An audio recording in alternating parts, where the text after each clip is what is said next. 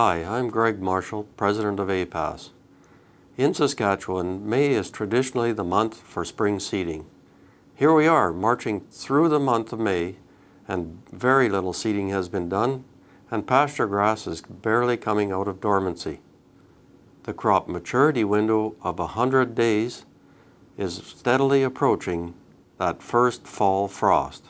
Last year, only 59% of the crop was seeded by May 31st. Given the cold, wet weather conditions that we're experiencing this spring, will we be the same, worse, or better by the end of May? We had hoped to seed 37 million acres of cropland in this province had conditions been normal. An APAS survey shows that that's very unlikely with the extensive snowfall we experienced this winter and many rains again this spring. An old wives' tale says that if you can't sit in the ground comfortably, then it's too early for spring planting. Can you imagine yourself sitting under an air seeder trying to change a plugged seeding boot and being in that cold dirt? It's definitely not the picture of comfort, is it? In fact, conditions are far from being ideal. This year, the ground is cold and waterlogged as well. Many farmers are saying they just wish they could get their seeder out of the yard and into the field to at least give it a try.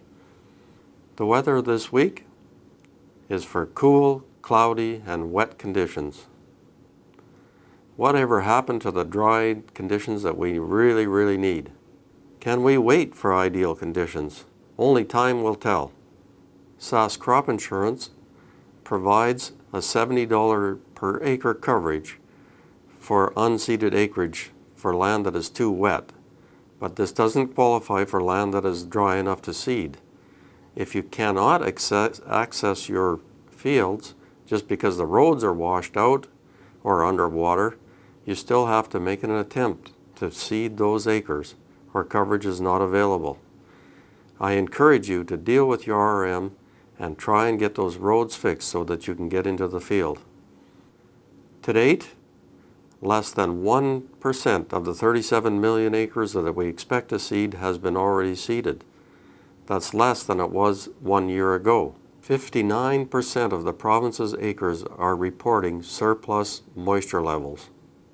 Commodity prices are high, and this makes the losses even greater if you can't raise a calf or grow a crop.